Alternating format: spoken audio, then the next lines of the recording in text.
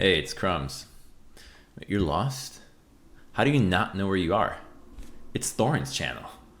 Right, this is going to be episode 2 of Elitists on the Line. Me and Veteran here, obviously. If you didn't see the first episode, it's basically the thing I do with LS, but with Veteran and about LEC, and we do it right after LEC second play days ended. So in theory, everyone should be up to date on the matches. And also, unlike the LS one, where people can be way more abstract and basically just argue about any old crap, this is more of a discussion show. Like, you're definitely welcome to be confrontational if you want, if that's who you are as a person. But if people just want to have a cool chat, something interesting to talk about that's just happening in LEC, to me, that's probably the ideal kind of setup for the show. So we're just going to be taking people who are...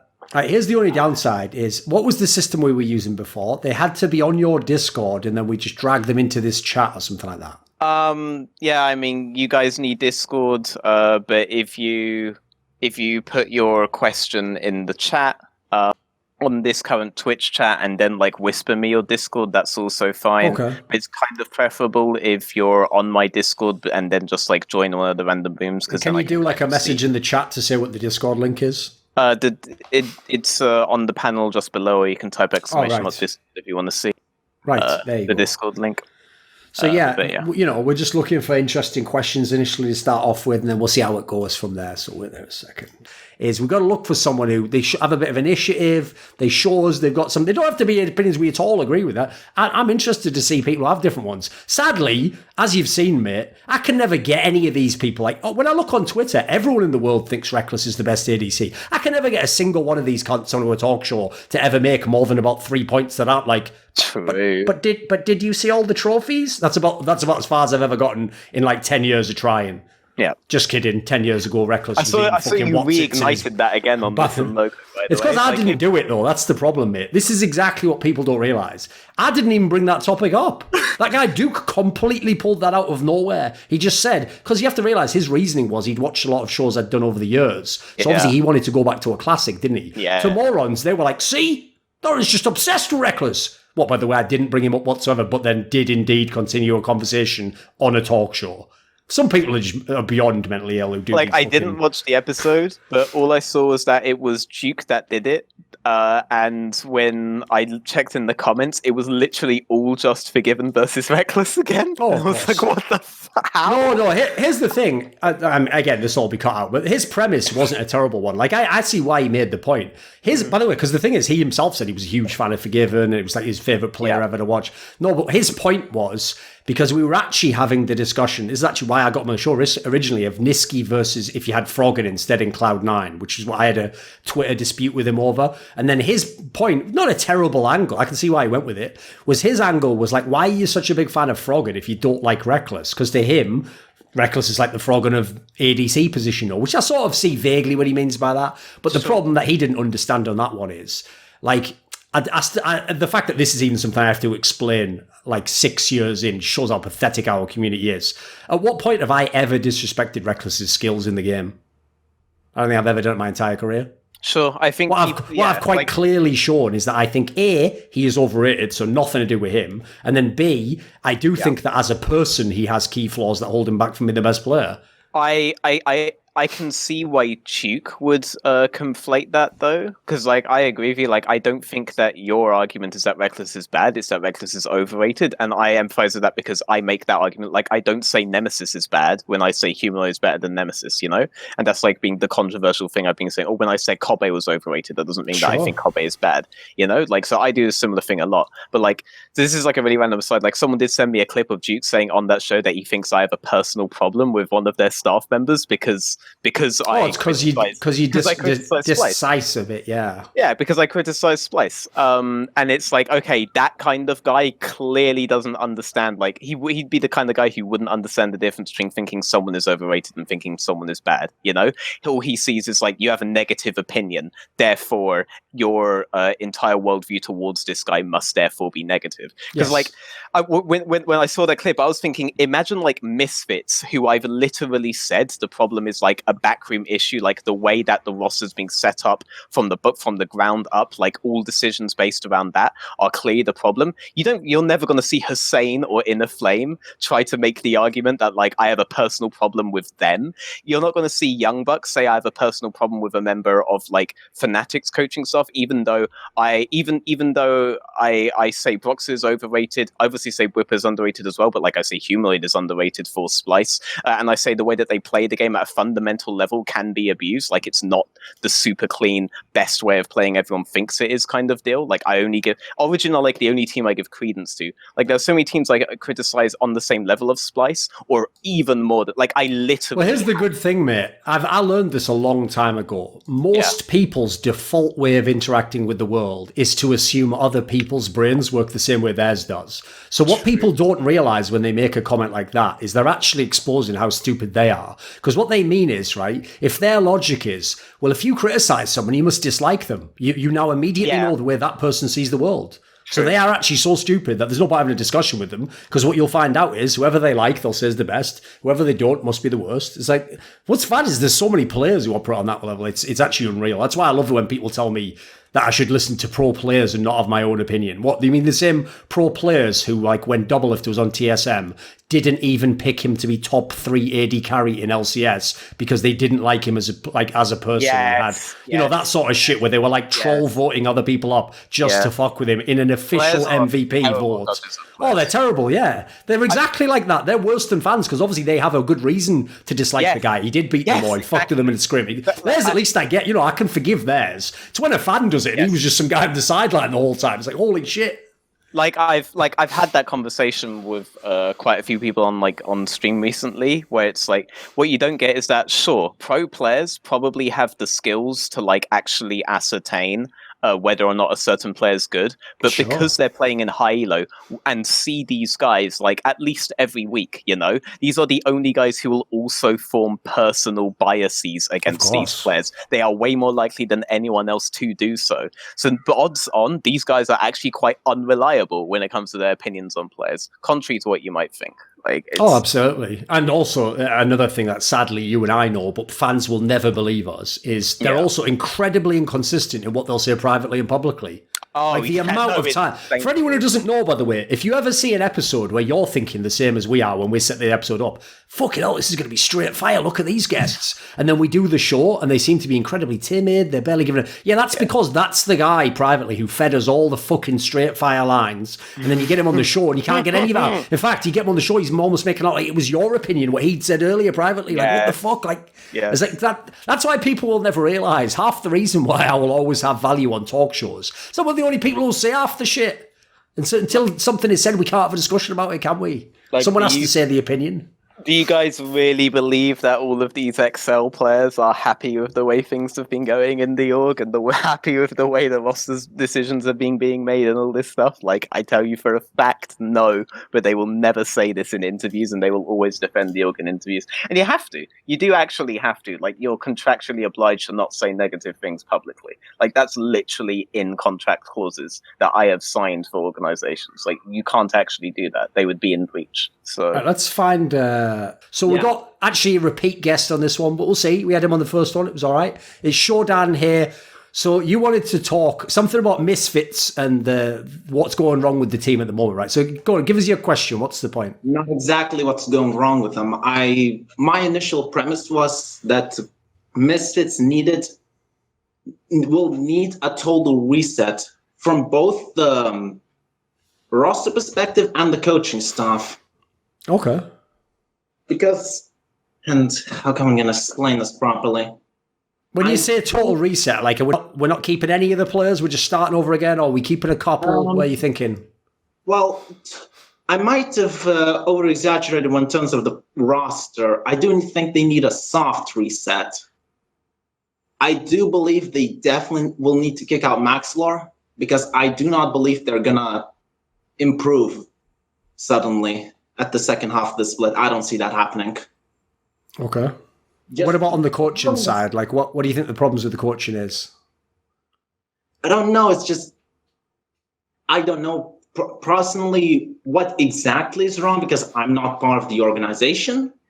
But I do see repeated, faults, I suppose. Every season of Part 7, I suppose.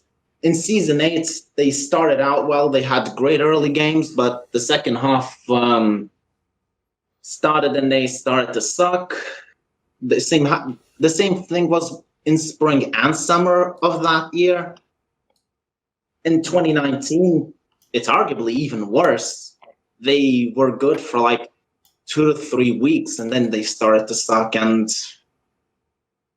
this split, they sucked pretty much the entire time. So Okay. I do not believe that you can take so many different players and have the same issues if it wasn't some sort of problem with the coaching staff. Okay, I get the gist of it. Yeah. Yeah, I get the gist. What do you think, Veteran? Because obviously he got 2 points there that aren't bad. One is that, I mean, people often make this point. Normally I get triggered if you've noticed if there's a totally different lineup and people reference the old team because I think what's the connection. But actually, Misfits is one of the rare ones where I kind of agree. Like, you go and look at the teams from a couple of years ago, they had almost entirely different players except 2 people, sometimes one if Maxwell doesn't play. But they do seem to have a lot of similar problems, which to me, wouldn't that in some way suggest a coaching issue or some sort of a paradigm issue at the club? I do think that the way that this particular roster, the one from this year, was like fundamentally set up, that in and of itself was like in error. Like, I was arguing from the moment that we saw the roster way back in early December on Listen Loco that like this was not going to be a top team. Like, everyone thought it was going to be a top team, but these guys just aren't a fit. And obviously, if you're making a roster like that, I'm not saying Maxwell makes the roster. Like, obviously that is an issue with like backroom staff. The idea that it's a systemic problem is actually an interesting one, because I actually don't disagree with the way that you're presenting their history, to be honest. Like, they do seem to keep having like rosters that have decentish starts and then like they just kind of collapse. The big blip was the summer roster last year where they had a ridiculously strong start. Like, people started thinking they're going to go 18-0, blah, blah, blah. And it turned out that was just really meta dependent, because once you were away from this meta, one of the few metas where the games were basically decided in 20-23 minutes. I think like the longest game in one of the weeks was like 24 minutes long, and that like it was absurd back then. Then the fact that this roster fundamentally had terrible communication issues, like it had Mickey X, Hansama bot lane, for example, 2 really good players, neither of them talk whatsoever. Once you got to have to play later stages of the game, it like collapsed. So again, the roster like fundamentally was flawed, and this was something that was predictable if you actually knew the communication issues inherent to a lot of the players on the roster. The roster before that was the one, the spring roster, where they were like trying to make up for losing Ignar. And when they lost Ignar, didn't spring? Did they take Senkux and they took Senkux and Mickey X like immediately, or was that just for summer? I thought that was for summer personally. Yeah, they were spring. After already. spring, they tried to just repeat with the same roster, but didn't do that well after the whole Worlds thing, as far as I remember. Yeah, but that had like a really strong start as well, and then the roster seemed to come into its own in summer. So basically, we already saw the issues inherent to the roster in spring, and then in summer, what ended up happening was, I can find it. If you remember, summer was when they had the win streak, and at the time they were all like, "See, no one needs to play funnel. You can just play ADCs like Hans Sama," and then immediately that just fell off an absolute cliff, and they started losing all the games. Basically. Yes. Like we already saw so this is a pattern then. This is actually a really interesting pattern. So both this year and last year, they started with a roster that was fundamentally flawed for very specific reasons that were predictable. And then instead of making like drastic changes to the specific areas where they were actually having issues, i.e. back then, I would also say, even though it's Mickey X, you do have to start looking into other supports because you have a black hole of communication in the bot lane. Like, you're either going to place Hansama or Mickey X, but there are far more supports that are very talkative than there are ADs that are very talkative, unless you're looking for like Hyanan or someone like that. They actually refused to make those changes, and then The difference is that in the summer split last year, they had a meta where they could trick themselves into thinking that everything was good, you know? And then obviously that all collapsed after one patch change. This split, they haven't really been able to convince themselves of that, and that's why you've seen like Leader come out, and you've seen Kirei come out, and like Kirei is a soft upgrade, Leader is like a side grade, and Kirei is like a soft upgrade, but they're still not attacking like the fundamental problem, which is this isn't a team that has ever recovered from losing Ignar. Like if I look at them, they're just constantly trying to like find ways to replace what Ignar gave them. They've never had a player that gave them that kind of decisiveness in mid game ever again. So yeah, that would be like my analysis of that. And I think the way that the backroom staff have tried to replace Ignar or tried to replace the function Ignar had on the team has always been flawed. So yeah, I agree. You could kind by of that logic. That let me ask you this, right? By that logic, if they'd had exactly the team they have now, but with Ignar instead of Gorilla, would it function? Yeah. Would all those players suddenly look good and it wouldn't have the same like crippling flaws? Yes. If you swap Gorilla and Ignar, actually, I think both teams improve. I think both teams improve dramatically if you swap Gorilla and Ignar. Both Schalke and Misfits, they're in the wrong teams. And the player that both of these staffs think they have is the player that you would have if you merged Ignar and Gorilla into one guy who could do like everything basically at that point. But they're not that. They form very specific functions on their teams. And the function that you need someone to hold in Misfits is still the function that Ignar has been the only player to bring them. They think Maxlaw can give it to them, but he can't. Like, he never has been able to, and they seem a bit delusional about that. Okay. Any further thoughts on this, Shodan? The problem is, how can we truly know when the coaching staff is at fault? Because we're not in the organization. The best thing that you can get, in my opinion, is some rumors. But other than that, things tend to be settled behind closed doors. Sure. I would say this, mate. Here's the thing. You're right. All we can hear is rumours. But you know what? All we're saying is rumours and speculation. Like, me saying that I think Hussein's shit, which I don't necessarily agree with, doesn't mean he gets fired tomorrow. I'm not his boss, am I? So luckily, it's like there's a kind of like an equivalent power to the responsibility there, I think. Like, we don't actually know. All we're doing is giving our rumours and opinions ourselves. So I would just say you have to guess. It's the same with anything. Like, I think in this particular case, though, as you set it up, if for years and years they've had a similar coaching staff and had similar problems with different players, that suggests to me that for a start off, the coaching staff couldn't identify the problem, they couldn't fix the problem, they couldn't upgrade the problem. So if anything, I mean, it's on the owner to decide who he wants as his coaching staff, but that sounds to me like bad coaching. Or one aspect of coaching not being very good. He is taking responsibility now for it, and I think he should. And I think it's good if he recognizes that. I hope it's not an act, because I do legitimately think the areas where he has said are his responsibility, i.e. the roster itself, setting up how they're going to be practicing, blah, blah, blah, that is clearly what is going wrong with the team. Like, I think that's obvious. This guy thinks that's obvious. And if this isn't just words, because a lot of coaches will say these things so that the blowback comes on them and not on the players. If he genuinely works on these parts, then maybe you don't have to replace him. Then we have to see a completely different fundamental approach to building the roster with Splice next year, because that has to change. And if that doesn't change, then maybe they do have to start looking at other people. I'm not like going to advocate straight up that you should just replace him, because I obviously don't know how much of this is him, how much of this is in the flame, but there is something going on in the backroom stuff. Like, hell, maybe even Ben is like coming down and stepping in at some point to try to get certain players, because this is a roster that isn't just expensive, but is full of a lot of players with really strong brands, you know? And this is the kind of roster that I would look at and think, it wouldn't surprise me if an owner came in and said, well, can we just get this guy for sure? Because if we get this guy, like, that's good for me. Can we please get this guy for sure? Which has actually happened on teams before. Like, that kind of thing wouldn't surprise me. If something is going wrong in the backroom when they're making the decisions about how to build their team and what they want to steer the team towards. So I hope Hussein is taking this like to heart, and it's not just words. And then maybe you don't have to like look to replace him. But the problem is coming from there. So I'm glad he's admitting it, so long as it's honest. Okay. Right, there you go, Shodan. Cheers, mate. Thank you. Goodbye.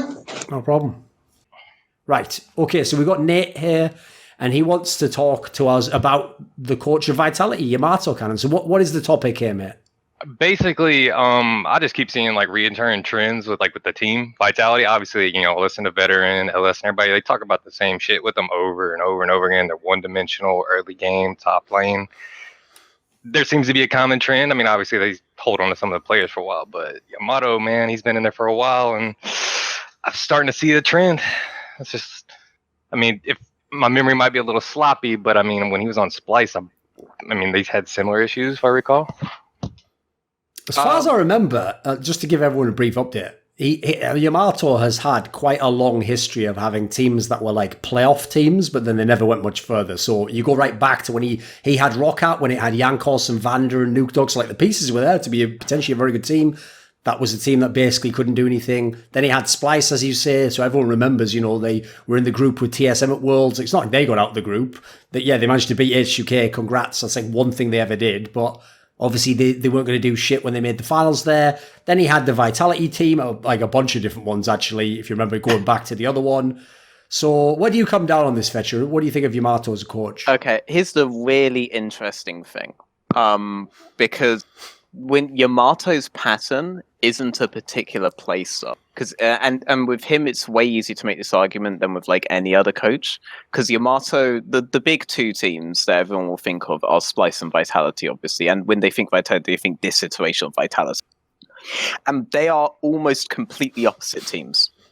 Like Splice were basically one of those like let's wait for like level 16 and then our Caston will take over the game kind of teams. They were the guides that people were calling like the calculated team. They weren't really the Lane Kingdom team. They were very big on their top laner, but I feel like that was kind of like an incidental thing. But both Vitality and Splice basically excelled at different stages of the game. I'm not talking about now. I'm talking about like when Yamato was on either one of the two. But at the same time, neither of these two teams developed like at all while Yamato Cannon was on there. They basically just got very good at the particular style that they were playing, and they played that as best as possible until they were figured out. And this is why Yamato Cannon's teams could be playoff teams, but they could never really be more than that. And Splice, obviously, they were able to like get to the finals once, but that's like Sheepy has made finals multiple times, for example. Sure. Guys, like Sure. we can't like use that as like absolute evidence of him being like an insane coach. Like someone in the chat said that maybe he'd be the best coach for G2, but then if he went on G2 will never fix their early game, because I do not see signs of development at all on any team that Yamato has ever been on. These are teams that will more often than not start strong and end weak, as opposed to start weak and end strong. These are teams where what you see on day 1 is approximately what you will see on day like 30, But the reason why the first thing is interesting is because this means that he isn't even giving them the system in the first place, because the systems that these guys get stuck on are very, very inconsistent. So a lot has been said of how Yamato might be more of like a mental coach or something like that. And I like to think of him more as like a confidence coach. Like he makes these people try their best not to doubt themselves at all, And there's an argument that can be very good so long as you're able to add a sort of strategic element to it, because Sure. whereas you doubt yourself, that doesn't mean you shouldn't be open to criticism. That Sure. just means that when you take criticism, you take that as like, oh yeah, if I do this, I'll actually shit on them even harder, rather than like, what are you saying that like the way I'm playing right now is not good? The way I'm playing is better than you, you're clueless, which appears to be the way that his players kind of have an attitude about things and ends up stifling them from actually developing, because they never actually confront the issues that they have. And he never like allows them to like be open to these kinds of criticisms. That appears to be what goes on in the teams. Obviously, this is done with a kind of outside perspective, because I'm not obviously in any of these teams, but his teams don't develop. They are absurdly, almost delusionally confident in the specific style that they play, and I'm pretty sure everyone is now remembering like the macro geniuses thing that Jack Troll said way back in the day.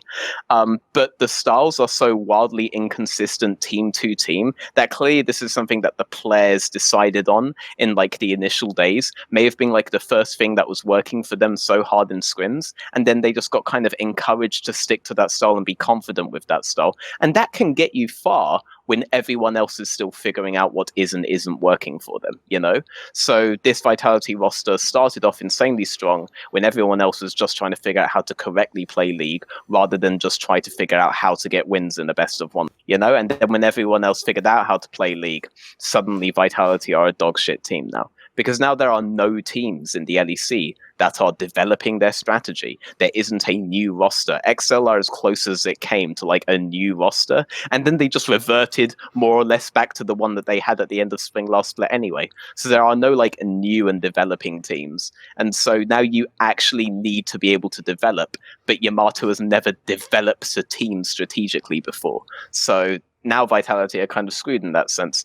And as an aside, I've watched some of his VOD reviews, and I can see what LS means when LS has his specific strategic criticisms of him. Like, the stuff it always comes down to me, it always comes down to, you remember that GAN team at Worlds? Sure. When they were Gigabyte doing that range, crazy yeah. lane swap? Yeah, so when I watched them do that crazy lane swap, I thought this is literally just a bad lane swap with Windows. Oh, it was. They just worked somehow. Yeah, I wrote an article on it as well. And then I saw, like, after I've written the article and all this stuff, I saw that Yamato Cannon did a VOD of it. So I watched his VOD review, and he was literally like, oh my god, mwah, mwah, this is so genius, mwah, like this, like the whole time. I was like, that's it, okay, I'm never watching anything by this guy again. Like, he just loved that it was new, you know? And it wasn't actually new if you thought about it for like a couple of seconds, but he fell for the window dress, you know?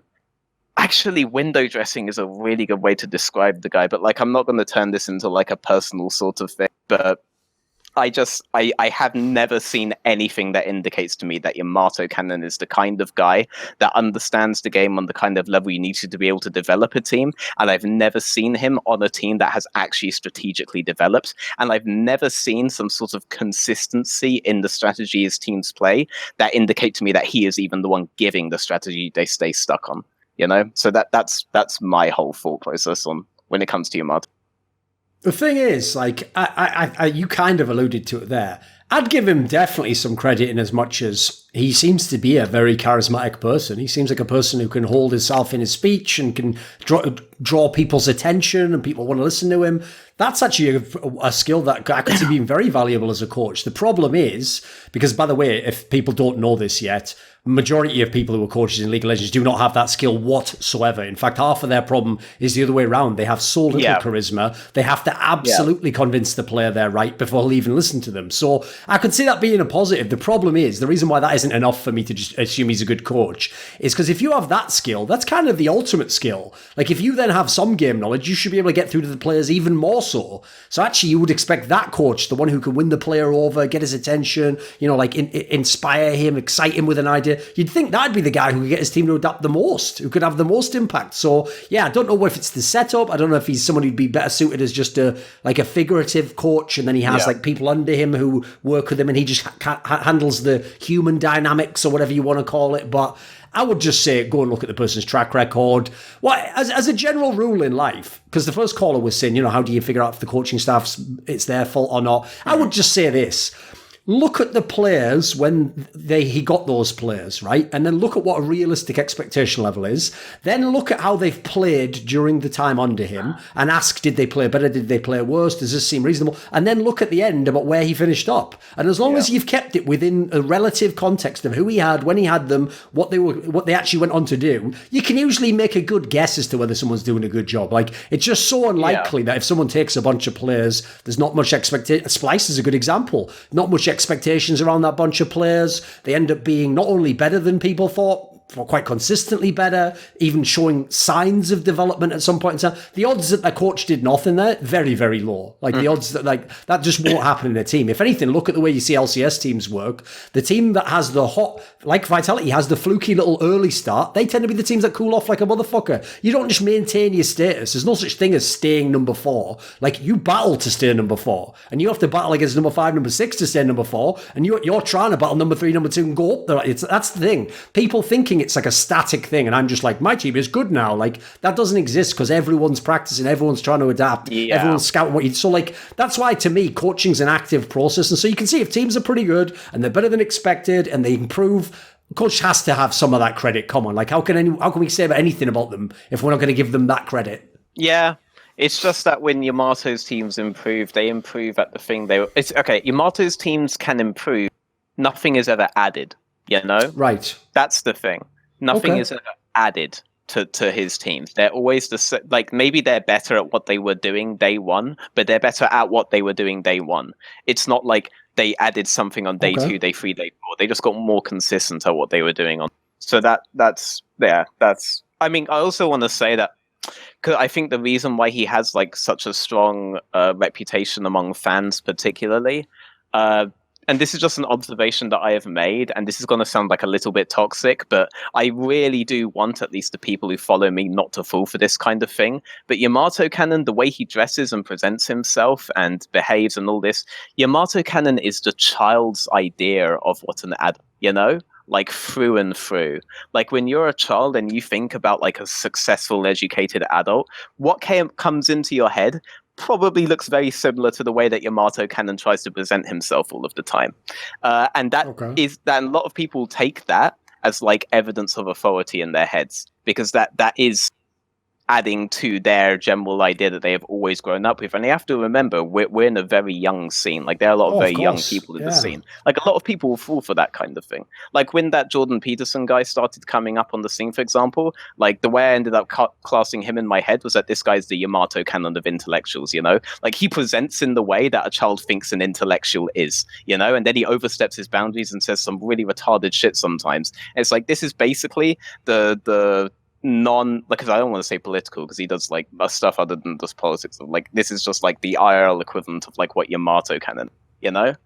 And I just don't want people to like fall for that kind of thing. Just because the guy presents presents the way that Yamato presents and is wearing like a different suit every time you see him and grooms himself well, doesn't necessarily mean that they are like the be all end all of their particular, you know? With that said, though, I'll also give him props for that. Like, there were the amount, like when Yamato kind of first started doing that, dressing in like a proper suit and trying to look smart and look slick, etc. Again, this is an era when coaches were wearing like an old fucking t-shirt from the same team they're playing for. Like, that will not command anyone's respect. You look like you're a little kid in a flat house as well. Like, you wonder why your players are then just like, who gives a fuck what the nerds say? Let's keep playing League of Legends. Like, you know, again, the point here is he has some of the initial things you would want in a coach down. Actually, he has some of them nailed. It's just, the question is there more substance behind it? Does it go further? Yeah. And since this is a League of Legends show, I won't go into the whole Jordan Peterson side topic, because I actually have a totally different opinion on that, but whatever. It's not really relevant to a League of Legends show. The flashiness of it, like, blinds a lot of people, though, is my point. You know, like, the flashiness of it blinds a lot of people from actually looking at the substance. What he has done, though, is that he has created, like, the strongest brand of any. He's done a very good job marketing, of course, for sure. And, like, I'll always give him props for that. But, like, I'm not going to say that, like, because you have built, like, an absurdly strong brand for yourself, that therefore your word is law in terms of, like, game knowledge and everything to do with coaching, or even everything to do with esports or anything like that. Because people fall for that for him. Obviously, like, LS, the way that LS talks and the way that he like complicates almost everything he says, that also then comes into like the child's idea of like what a smart person is. Because like when you're a kid and you're growing up, you see like characters like that random nerd guy from the Big Bang Theory, for example, and the overcomplicated way they talk as like, oh, this must be what a smart person talks like. And then when someone comes along and just says, overcomplicates everything with as many like random terms that he himself even just made up as possible, you'll also very easily fall into the trap of thinking that like therefore this guy must be correct most of the time, you know? Like there are a lot of people that built their brands with all this kind of flashiness, and I feel like their substance doesn't get quite, you know? So I just want to make that point as well while we're here, because Yamato Kan's probably one of the only guys I'm going to be able to make this point consistently. Sure. Do you have any further thoughts on him? The only thing I was gonna say is I know you're a UFC fan, but the analogy I thought of was like Diego Sanchez had a coach the other weekend. He was just like a mind coach telling him all this like crazy shit. And it was hilarious, but it was also scary because like he just went in there unprepared. Like, he could go out there and crush cans, just like Vitality could go out there and probably I see the analogy here. Basically, for anyone who doesn't know, in the UFC, the particular fighter he's referring to is a fighter who is legendary for like heart, you know, and even if he's not the most skilled fighter, you know, he stays in the fight and he keeps fighting if he's injured. Well, the problem is a lot of people got worried because this fighter is basically past his prime by a long way and has had a lot of concussions and like knockouts knockouts and bloody fights. So obviously what you want if you're a fan of this guy is for him to have a really responsible coach who's going to be like, look, this fight's not going bad. Well, we're going to end this fight. But actually, he has the opposite. He has a coach where I see why he's drawn the analogy here, where his coach thinks every fight's a fucking Rocky movie and is just telling him the shit in the corner, like, stay in there, Rock. You gotta have a lot of heart. You can still beat this motherfucker. It's like, except the difference is this is the guy's real life and his health. So I think the reason why he's bringing this point up, I can see the references, is it's all well and good giving the movie speech the time when it's appropriate, but if that's your whole gig is every time you have listen, a lot of people don't believe in us. They thought because we were 0-4, we weren't going to win this thing, but we're going to show them and we're going to do it our way. And when we do it our way, they're going to have to see that there's more ways than their way. And that eventually that just becomes a bunch of nonsense, doesn't it? Like, that's cool every now and then, but that can't be your main thing. That has to be just something that's additional to what you do with as a coach as well. So I like the reference there, actually. I like the UFC reference. Like, cheers, mate. I mean, like, could we be watching the death of Kabashard and Jizuki's career? So I'll leave you on that. I think Kabashard will survive, mate. I don't know about Jizuki, though. I feel like he might be in trouble. Yeah. Then again, Rogue will always need players, Excel will always need players. There'll be chances. There'll be chances doing for these really guys. well now, though. We'll see. Listen, mate. All I'm going to tell you is this, veteran. I'm just going to tell you this, mate. I'll tell you one thing. Is by default, until they prove otherwise, I will never put any kind of meaningful trust or faith into a teenager from the Nordic region. Like, these are the most milquetoast motherfuckers of all time. They literally think that life is like, like, I go out of my backyard and I see trees and it's all clean air. It's like, why can't everyone be like that? Like, shut the fuck up, man. You have never even lived in this world. So until I see that those people aren't going to choke, fail, start crying, calling mom, like, I'm not in on any of those guys. So we'll see about this Larson boy. We'll see about all of them, mate. We'll see about all of them. Get me a toxic motherfucker from Greece who's literally already looks like he's 32 with 4 kids and a fucking double mortgage, who has to win this game because otherwise he's going to be evicted. Get me that motherfucker who looks like one of his fingers got chopped off after a gambling bet because that's how much he cares about this motherfucking life. That's a guy I'm riding with. I'm going right to the end. There you go. Okay. Right, remove this guy from the chat, please. Sure, yeah. Explains. There we go. It explains a lot, right, about me and a lot of those people. Exactly. That's all you need to know. Exactly. Right. Look, we need the next topic. What's the next topic we got here? Come on, boys.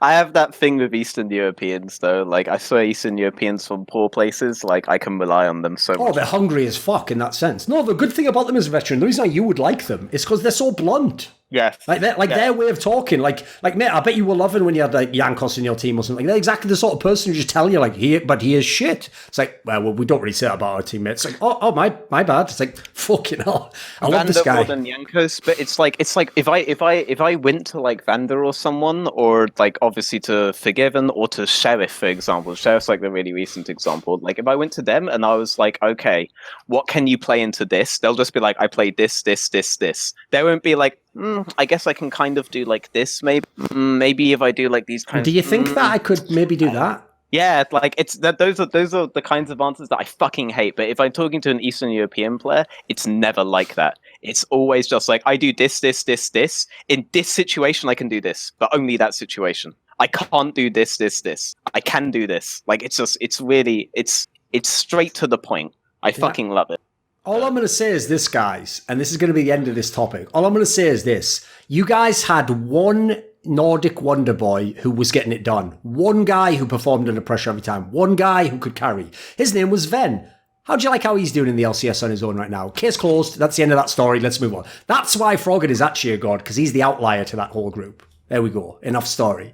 Right. There must be another topic here at this point in time. Right, so Huor here had an interesting topic, quite provocative. He said, basically, the gist is that he doesn't think G2 can just sort of like fix their early game problems. I'm assuming because he's going to explain now, it's maybe something about the players or the mix. Like, why do you think it's not as simple as them fixing their early game issues?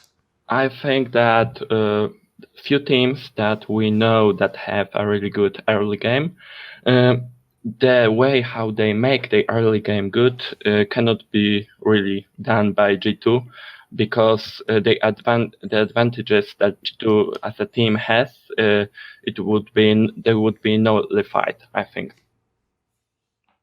Say the last part again a second. I think I lost you on the last sentence. Like you were saying, like the way that they set it up. What was the last part? the advantages that G2 has would be nullified by the ways that usually teams used to. Right. Can you expand on that a little bit? That's a very interesting comment. What do you mean the advantages that they naturally have would be nullified? Like what would doing something differently in an early game spoil their advantage? Can you expand a little bit on that? For example, Fnatic likes to prepare their early game, for example, their level 1s. And I don't think that G2 can do this because most of the time their drafting is so much different from other teams. Sure. They are pretty much looking what they can get in the draft and counter the enemy team, that they can't really think about how they can use their picks at the exact levels at the start. I think that. What do you think of that premise, Veteran? There's no logic to that. I think that so I disagree. I disagree because if you do go for free counter picks, it doesn't mean that you can never just let the wave it's going to get this simple. That doesn't mean that you can't just let the wave bounce back. It means that you can let the wave bounce back with river control from that particular point. It means that your jungler has plenty of options about which side of the map that he wants to specifically play around on the first back. It doesn't mean that you are forced to have to shove every single lane out just because you have said winning matchup. I disagree with the notion that just because they're going for counter picks a lot, that they aren't able to do what Origin does, for example. Because Origin do very often have drafts where they have free winning lanes, but this doesn't mean that they can't play out their particular style of playing the early game. I hate calling it a style, by the way. I just think that they just play early game out correctly. And it doesn't mean that they're restricted from doing that on the basis of their picks. I think the only way that you would be restricted on the basis of your picks is if you are picking things that lose out in the early levels very consistently. Because if you are picking things that lose out in the early levels very consistently, and an enemy has a jungler that is capable to dive really early on, then you will probably lose out in the way that Fnatic will force you to lose out, for example. If Fnatic will dive with shit like Nocturne, to be honest. It's not really a pick dependent for them, but say that you have 3 losing lanes and you have that, and at the same time topside is actually able to make the lane relatively safe for themselves, then you're kind of screwed versus Fnatic in that regard. But the idea that G2's draft is almost too good in terms of their counter picks to pull off the kind of early game strategy that they want to pull off, I completely disagree with that notion. Also, if I did agree with that notion, I would say, well, then they just have to change the draft. It still doesn't mean that G2 can't develop to a point where their early game is also good. I don't think that they'll lose anything by making their early game better. What if I changed the topic then, ask you this, Veteran? So along similar lines, right? This team has now existed. I mean, we're going to assume they did a couple of weeks practice before the spring split began, and then they played the whole spring split, then they had MSI, now they've played the first weeks here, they've had Rift Rivals, they've had a decent amount of experience under their belt already. It's not just even 1.5 split, right? If after that amount of time, they haven't got this nailed down, I mean, I'm guessing they've been trying the whole time. They've been working on this the whole time. They've been running over VODs and looking at this, and you're not doing this correctly, or do this stuff. So I would just suggest at this point in time, this seems to be the thing they are weakest at understanding. Yeah, I wouldn't disagree with you on that point at all. I think the way that they must be addressing this particular part of the game in the VODs is literally kind of, as you say, you're doing this one kind of deal, but they're not saying okay, as a fundamental early game objective and early game path and the way that we want to play out the early game, this is what we should do. I think they're looking at it very reactively. They're missing the principle. They're just saying the specific mistake, right? Yeah, I think they just react early game. I think they just play to react early game. And I think if they play for advantages on anybody, it's for advantages on Jankos. In terms of if we're pushing these out, then Jankos has freedom to do all of these kinds of things, But overall, I think when they're analyzing the early game, they're analyzing in a very reactive manner, as opposed to Origin, where Origin will be okay, we had holes in our early game this game. I guess the best thing I could do here, where enemy isn't going to be able to do anything, would be if I do this kind of route and you play your lane out this particular way. Then we can kind of do everything else we've just done here. But if you do make those changes, then I don't think there's anything they can do. What can they do? Whereas I think G2 would look at it and be oh, okay, so I guess I just I don't push out at this particular point, or this was kind of unlucky, or I had TP here, we could actually just force a fight here, or something like that, you know? Like, it's a different way of looking at the VOD in that particular sense, and I would imagine G2 go the reactive manner, and OG are going the proactive manner. Okay. Do you have any other argument you want to make on this particular case, mate? Yes, because I don't think that's the only case for them. Okay. I think that Caps and Jankos, they are really conflict players. They like to go for risky plays, and I don't think that they can really make a that strict plan like OG with Caps and Jankos, because most likely they will destroy this plan at some point, because we can see it in most of the early games that are going bad for G2, that most likely Caps went for a really risky play that didn't pay it off, and because of that he lost a few kills and it snowballed. But it's from other point, it's his advantage, because if he gets the kill, he will snowball, and we see the good side of Caps. I think it's mostly with those two players for this team, because I can see consistency for Wonder, for example, or Mickey X in bot lane. Okay. So to make sure I just understand, you're essentially saying that Jankos and Caps are a bit too ADHD to pull off something as smart as what Origin are doing. As far as I can tell, to him, like they basically, as personnel within the 5-man group, their identity and how they play as players means that you probably won't be very consistent in the early game. Yes, because as was said in many shows before, that Jankos has like a special gift, Sixth Sense for jungle. Sometimes he does things that you don't really have information on it. He just knows it. Yes. From the experience of playing this game for many years. Sure. Yeah, like he reacts insanely well to situations, and he will very often pull his laners to react to it as well. And these are the kind of like coin flippy things, I guess, that like Origin will never do. Like Origin aren't at least looking for these as like their priority, as Jankos appears to be instinctively going for it. I don't necessarily disagree with you there on that particular point. I don't think, though, that as a result of this, Jankos couldn't necessarily be convinced to play out the early game, or that G2 as a whole couldn't necessarily be convinced to play out the early game a different way. But I do agree with you that like this mentality that they have is holding them back at the very least. I just wouldn't. I don't want to, because I want them to do really well at Worlds. I don't want to say that like they will therefore never fucking get over it. They will never get over these particular issues, and they will never be able to develop. I don't want to commit to that. But I don't really disagree with your assertion that like it's a Jankos Caps problem, so to speak, because the way that G2 plays very much like Jankos is going to find a lot of opportunities for us, and we just need to like make that happen. And then Jankos like finds something somehow, and suddenly Perks is TPing. You know? Even if you say that, though, right? Okay, I'm with you on the Jankos one. I actually do think he's someone you could probably coach in a playing differently, and if you had different teammates, he'd actually be pretty easy to convince in some sense. But isn't part of the problem, to kind of condense it and tunnel in a little bit more, isn't part of the problem that if you have Caps and he is your mid laner, and you're willing to let him do all these other crazy moves in the game that work and are brilliant, you kind of have to just accept that he's going to fuck up a bunch of the early games? Yeah, I've never met Caps. That's the problem. Like, I've never had like a proper conversation with Caps, so I can't speak to his personality in this particular regard. He is young, though.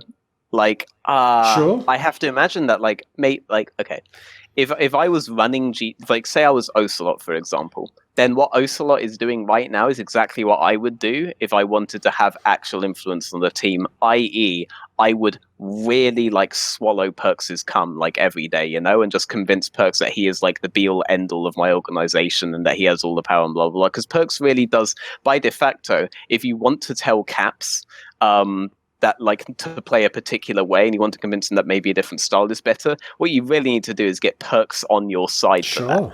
So if you are in the staff, or if you are in like the backroom staff and you want to make a kind of fundamental change to the way G2 are playing out early so that they can maybe have a more complete method of playing the entire game, you have to do it via perks. And I think even though Caps himself will be an issue in this way, I think he respects perks enough that like he'll change if perks tells him to do so.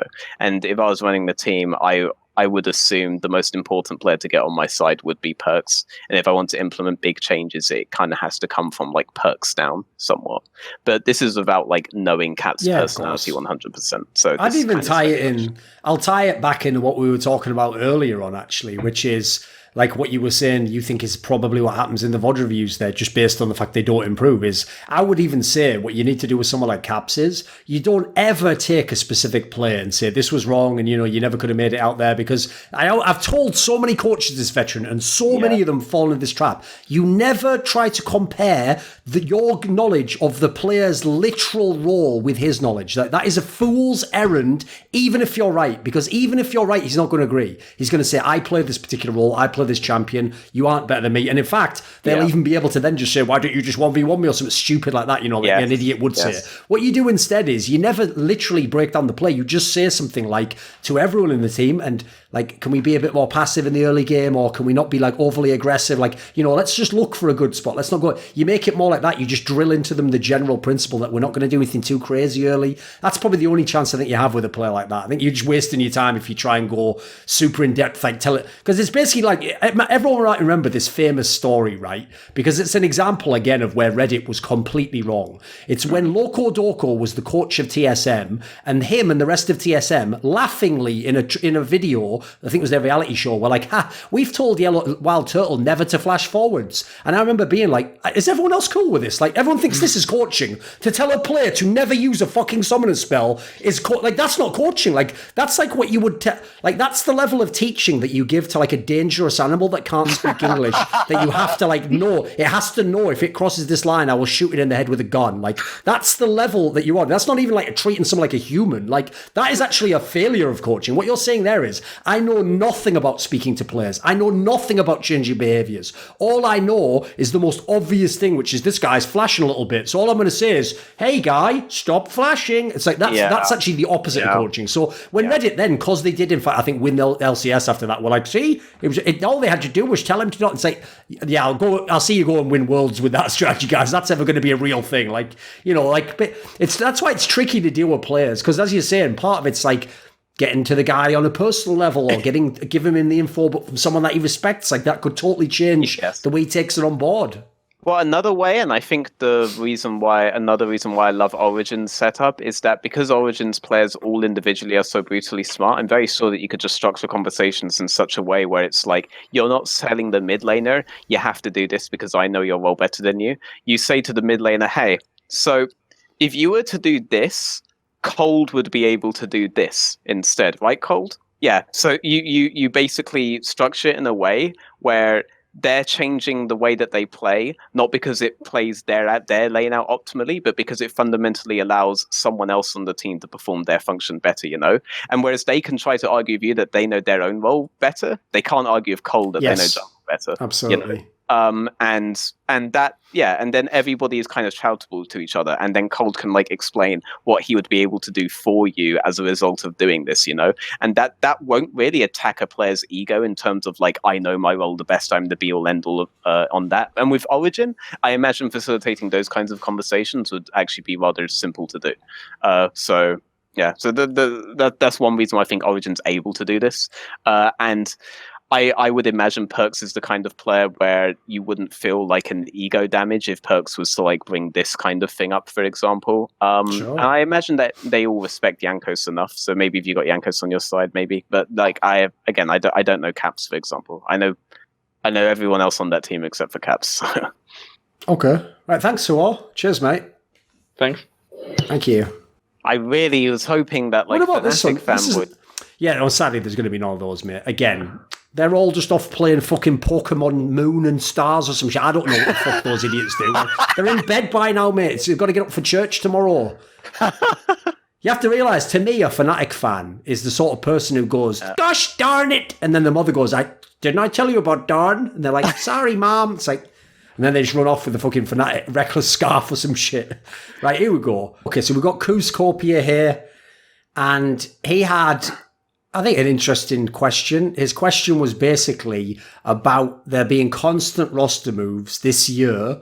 And his contention is that it's made pretty much every league, every region's made worse as a result of it. So can you expand on that a little bit more? What, can you give us some examples, or what made you think of that? Yeah, because I feel like regular splits, the only thing of interest during the regular splits leading up to the playoff is following the journey of the players. And with the introduction of all of the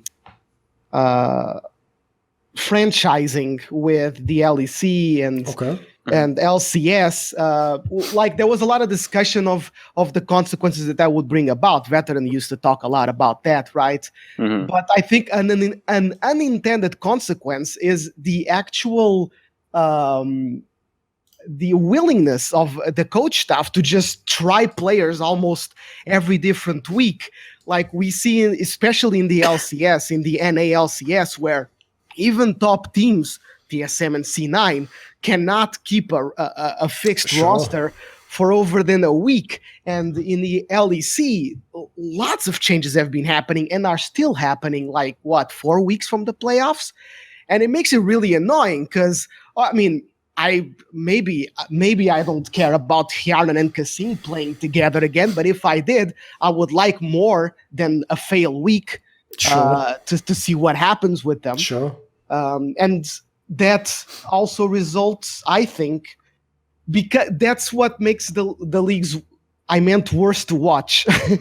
I don't know in terms of making them worse in quality. I think it maybe contributes to a better top teams, but even that, I don't know, because the NA got worse, I think, 2017, 2018, 2019. It just keeps getting worse.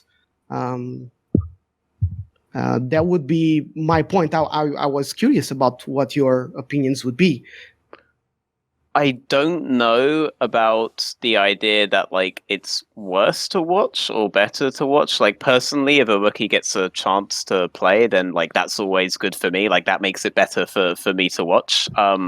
But then when stuff like Yarn and Kasing happens, obviously the complete opposite reaction is my reaction. So that's obviously going to differ from person to person. On the phenomenon that, like, teams are more willing to just trade out players right now, yes.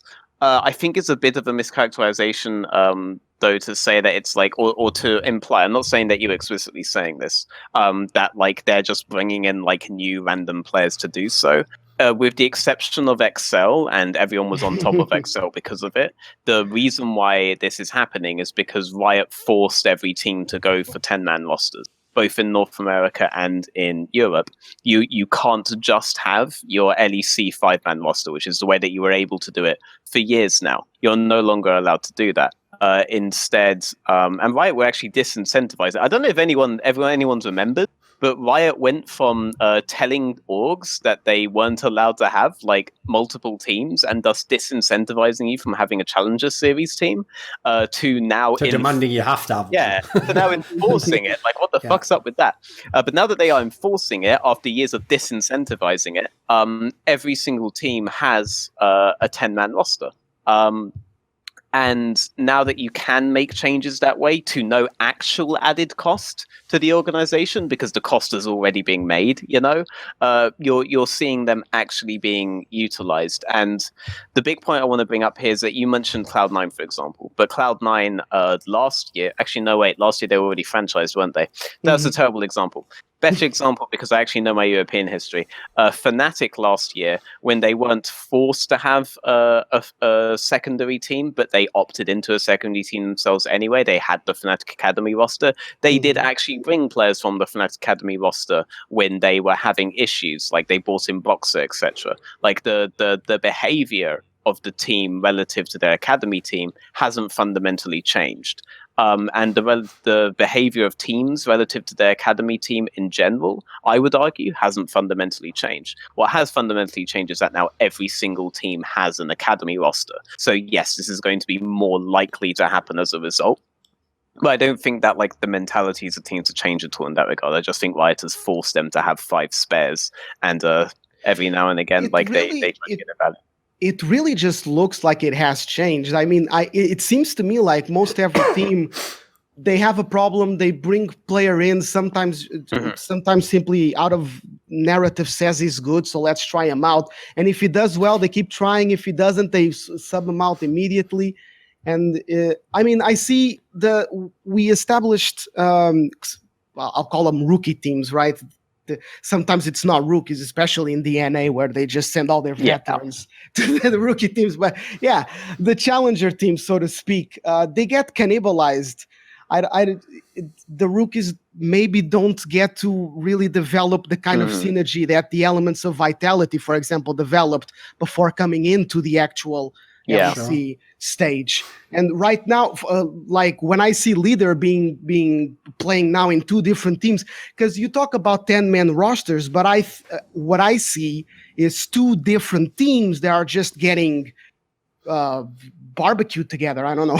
Oh yeah, no, that's in effect what has happened with Misfits. Like Misfits are barbecuing 2 different teams with 2 completely different playstyles together and wondering why it doesn't work out. They're not thinking what is it that we need added to and tanking everyone's value collectively. Like they've got, like literally in 2 games they have tanked Leader's whole hype. Yes, like basically that's like saying, right, that's as if Febervin goes, oh, I'm having problems with my wife for 6 months, it's not going that well, and I go, I'll give it a go, and then after 1 day she goes, get the fuck out, you're even worse. It's like, I only had 1 day, fucking hell, he had like 6 months to learn who you are and all that, take you on dates and shit, like fucking hell, can I get a break? Because I would say that's my biggest issue with the sub angle. 2 angles. One, the one that this guy just mentioned, I definitely agree, it ruins the academy team. So if you really believe you were training those players, like imagine being Kelsey trying to coach the 100 Thieves Academy team while they change the fucking players every week. Like, who is she coaching? How am I going to tell a jungler how to work around the AD carry if 1 week it's Bang, a guy who speaks Korean, and the next week is a totally different guy? Like, I can't work under those conditions. Then there's the other angle, which is I also kind of agree with the premise that this guy said, in as much as I hate when you bring a guy in just because you're losing. Like, my rule is this: if you take a player out, unless it's for health reasons, you literally better be sending a signal that you would be happy him never playing for your team again because he's enough of a problem. You're removing him from the starting lineup. And secondly, the knock-on should be the same for the player going in. The fact he is coming in means as long as he doesn't play terribly, he has won that spot. That is his starting spot now, and now he gets his chance to prove himself. Because the thing I hate the most is, yes, first of all, you throw in a good rookie, he has 1 bad game, and you go, well, back to the old guy. It's like, well, why was the old guy taken out then? You know, like that's just a whack angle. I agree. If you're a fan of either player, you're like, what is this shit? There's no rhyme or reason. I went through that with Fnatic last year with the whole SOAS and Bwipo thing. It really pissed me because I follow SOAS so closely, and it pissed me off during their Worlds run. But it's just, it makes the league worse for me because now I turn on and, you know, I kind of want to see how Misfits is doing, and every week is a different roster. And the same thing happens with other teams. I don't think it's just a Misfits problem. I mean, the point of bringing up the 10-man thing, because like you are right that it's not essentially a 10-man roster, but it is a 10-man roster in terms of there is no additional cost financially to bring Leader onto the main team for the organization. And organizations have always been very willing when they have had multiple players on rosters to bring them on when they are struggling. Like Rogue have essentially replaced their entire main team with the Ultra Liga team, which everyone and their mums told them to do when they saw both rosters announced last split, and they're trying to claim that like this was always kind of the plan, but there's only like 1 player that can be true for even. So I like there's a lot of bullshit going on there. EXO is the big question mark though, because they were the guys that brought in outsiders, you know, and when that happened, everyone went in on them. You know, like everyone went in on them. Like, why the fuck would you do this? I can think of other examples, like go on. How like if I want to follow Vander, they keep switching his AD carry. You know, if they switch back to Hiku. And it's just it's just annoying, and I really think it makes it for worse. I don't know how this aspect affects the LCK and LPL this split, but last split they were also switching stuff around outside of the top teams. It seems like the introduction of a healthy rookie growing environment in terms of the national leagues has actually just made it more difficult for these guys to like form rookie partnerships, so to speak. The way that Mythic came up, the way that the Mad Lions guys came up, the Mad Lions guys, exactly. Can that thing even happen in this current way that the national leagues are run and these teams are run? It doesn't seem like it, and that's a bummer. So you bring up LPL and LCK. At the height of Korea's dominance, when SKT were doing their whole thing, SKT were very, very, very prone to swapping players in and out of their roster. And the reason why I used to love talking about this, the underlying philosophy SKT had when they were doing these swaps was that essentially you were prevented from getting comfortable. Because comfort breeds complacency. The moment that your players are comfortable in their skill level and the skill level of the team, that's when you start to dip. G2 can probably tell you all about that right now. The moment once you get too comfortable, you get really fucked. So what SKT did was they always had a top lane sub. They even had a mid lane sub. They always had like a support sub. They always had subs for positions like this where they thought they may have some sort of issue with the guy getting too comfortable in their position, too comfortable with the way things are going, and they would switch it up. And this doesn't just pressure those individual positions, it also pressures everyone else to have to figure out how to work out with like the new guy, and maybe it helps them look at the game properly for like in a different angle. Like they still have to actually think about the moves they are making. They can't just get stuck in motion and just assume it's right and assume that a bad game was unlucky, you know? And I really liked that from them. I don't think that that's the angle that a lot of LEC teams are taking. I don't think Hyun and Kasing were brought in so that Jeskla Mystiques didn't get too comfortable in their position, for example. Like that's obviously ludicrous. But there are competitive purposes to making swaps like this, even if your team is like the most dominant team in the history of League of Legends, for example, which is why I really I've always seen that, but they are there are specifically subs. Like when Promise Q was brought in, was he a national league player? No, he was the sub, right? Well, I don't think he would have been brought in if he was a national league player, because then they may have had to buy someone out of contract. So he was more likely to be brought in. He was exactly a sub. So I see the purposes of absolute sub, but it doesn't seem to me like that's what's happening nowadays. And I think franchising is part of the reason, because I think if the danger was real in terms of the losses, it's kind of weird. Like people thought that franchising would make teams think about long term, but they do really think about every week. And let me put it this way. Let me rephrase this, because I think kind of the premise he's talking around here is like this, Veteran. If it was the old world, right, but with franchising. So remember, you can't get relegated, so don't worry about that. Even though, as you and I have pointed out, like that was the biggest fucking smoke screen that those cunts used to get franchising in. Yes. But anyway, let's imagine what they'd said was actually reality. And because you're not worried about getting relegated, you're willing to take chances. The notion is, instead of having this separate, like, challenger level team, which you then constantly cannibalize to prop up the main team, you'd actually have to commit to a guy. So the difference is, if I got Promise Q, I'm picking this as an extreme example, I would say in his particular case, I'd have to tell him straight up, listen, mate, let's be real, you're probably not going to play. Mickey X is amazing, but you know what? If Mickey X gets injured, then I will need you to come in, so I'll still need you to be with the team. Hopefully you'll play some scrims, you'll keep your level up, and if I need to, I'm committing to the idea you are a potential part of this team. It's different, and obviously on a less extreme team, you could literally have the Broxer dance now. You could even say to this guy, listen, Broxer at the moment has had problems in certain aspects of the game with certain players, so I want another guy, and you're both going to compete for the spot, and we're going to see which ends up working the most.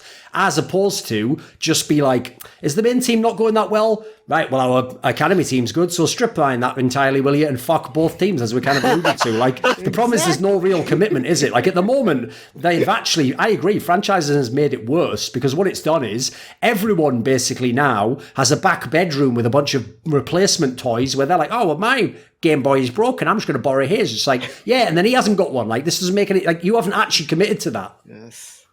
Yeah, I don't disagree with like anything that you just said. To be honest, I also it also made me think of like how much money did Rogue actually spend this year, because Rogue then bought in like Selfie and stuff for the Ultra Liga team. I don't know if you know this, Thorin, but Selfie is currently playing in Polish League on Rogue's Polish league team. So like they've kind of dumped money into their roster from like their initial bad decision, and that's the other thing. Like, fucking hell, he must have been all lot of options here, demanding he had a starting role. Fucking hell, Selfie, what's going on, mate? You can't get on. You'll be dropping on those imaginary tier lists of LSs if you actually have to play League of Legends in an official stage match, mate. Keep your status. You're a god at the moment. You can't lose. The point is, when it comes to the lower tier teams, recently bought in, there were plenty of teams that came into franchising that had to build a roster completely from scratch. They didn't have a monopoly already over like really sick players like Fnatic did, like G2 did, blah blah blah. And so a lot of these guys, obviously, first, like Rogue were never in League of Legends before, okay? Like first ventured in, oh, we're really retarded and don't know what we're doing, change everything. Like obviously you were going to see like a lot of like shuffles in the second split. And also in the second season, I wouldn't be surprised if you saw new organizations come in once the second thing happens, which is that teams realized that the roster that they made from scratch was shit. Second thing, they realized that the business decision that they made a year ago was dog shit. That's going to happen towards the end of the season. You'll probably see new organizations come into LEC, and they're going to have to build rosters from scratch all over again. So this is just your life now, mate. That is franchising. Yeah. I'm sorry if, like, as a viewer, that's going to be hell for you. But you know what? You may get a football org at some point. Maybe they'll finally coin flip a football org. That's what Riot have always really wanted. But you're going to see a lot of teams built from scratch, and then people are going to realize that they failed with that particular roster. So they change everything. And then they're going to realize they failed coming in the first place, and then everything changes again. The cycle continues. So it's just over for you as a viewer in that regard, mate. I'm sorry. That's just reality. That's just life. Don't they already have a football org in Schalke? Yeah, I have one. They want. I mean, we mean like a real football org, like someone that anyone actually gives a flying fuck about. There are only 2 German football teams. We all know that, and it's neither of those are in LEC. So forget about them, mate. At this point, Excel could start a football team and end up in the Premier League before Schalke ever gets to the top of fucking Bundesliga or whatever. Like, I think I'd bet on that one being quicker. So, right, thanks for your call anyway. Yeah, Kuskopia, I think it was. Kuskopia, thank you a lot for having me. Thanks for all the content. Cheers. Thank you. Right, unceremoniously boot him out the call. Right. There we go. Right. Right, let's see. That was not a bad question, actually. He had some substance to what he had. Yeah, I liked that. I haven't talked about that kind of thing. Right, ignore the person who's just baiting us as usual. Ignore that. Like, you know what I've realised, actually, now? Because I never read Twitch chat, I actually had no idea. I thought it was actually better than it is. I thought it was actually people making, like, comments like a real audience. What I've realised now is Twitch chat, when you're doing a talk show, is those 5 people from every Reddit thread just live commenting why everything you're saying is wrong. And 99% of the time they say that, they themselves are wrong, even on basic facts. Like, not even talking about opinions, just basic facts they get wrong, you know? I have 3 particular haters that I just identify on site now in like every Reddit thread. I guarantee though, you have it's these 3 guys. You've also found what I've found, right? You know, it's not even some cliched movie shit. Like, hate is the other side of the coin of love. Like, people who really hate you and religiously follow your stuff, they just don't know it. They're just fans in denial. True. Like, they really have to follow everything you do, everything you say. You know the ones that when they diss you, you know, they remember everything you said from a show 4 years ago. It's like, mate, this isn't normal behavior if you really didn't like my shit. Like, the idea you're... but you remember when he said this is like, holy, you just love this shit. Like, you love to hear it, basically, right? Yes. That's their thing. Maybe he doesn't like my opinions, but he can't... They're like, these 3 guys, they can't live without my opinions. Like, that's the thing. Like, But enough about the LEC analysis desk. We're coming on our next caller now. No, that's the joke. There's the joke. It's like one of the... I'll give people a freebie, actually. One of the jokes that we introduced introduced that we kept doing in the CSGO green room at the event I was at recently is whenever anyone would say some really outrageous comment that, like, obviously you would never want to be public, as a joke, what you do is you turn to them and go, and that ends our Periscope session for today. So obviously, like, in the first second, they thought, oh, he's fucking just joking. Like, you just joke as though you were, like, live streaming the whole thing. Right, let's see, we got anyone. I know there's no more Fnatic fans. Come on. There's got to be some of you that have, like, negligent parents let you stay up. Come on. There's got to be someone out there. Does anyone like Fnatic? Anyone? Is it just Sam Matthews with 1,000 Chinese botnet soccer accounts? Are there actually any fans of that org? Does he just have, like, 7 back bedrooms full of Fnatic gear that he's had to buy as a tax scam? What's going on here? Wait, is Harry really a Fnatic fanboy? Has he been hiding his power level? If he is, bring him on.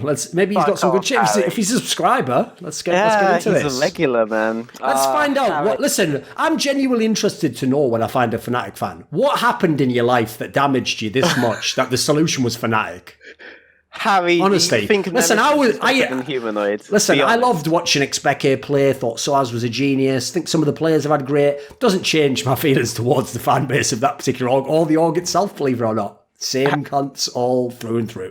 By the way, I'll give you a free little story because this probably won't be in the VOD, actually. I'll give you a free story. I'll wait for this guy to join. Yeah. But I actually once, at a CSGO after party, had a girl come up to me who I vaguely did recognize. Like, I must have seen a picture on Twitter or something.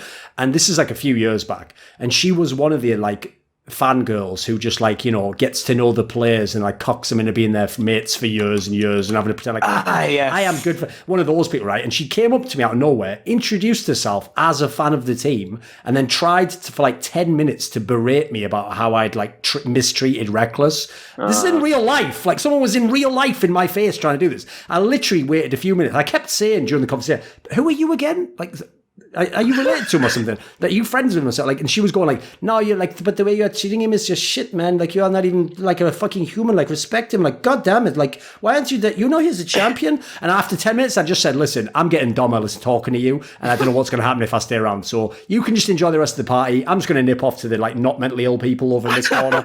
You can stay over here with all the people who apparently love League of Legends at this fucking CSGO after party. But I have to extricate myself from this scenario.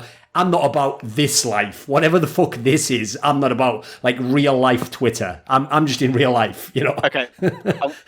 So Harry here, as you can see by the jersey he wears, may as well be a permanent tattoo on his skin. He's wearing a Fnatic jersey. He's a Fnatic fan. But you know what? We're not going to hold that against him. We're a very open-minded group here.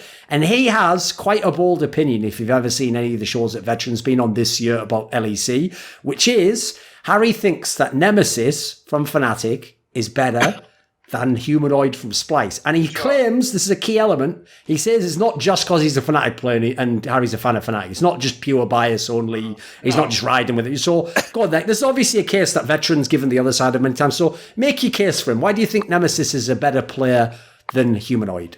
Because I've seen him play on Mad Lions last year. He was really good.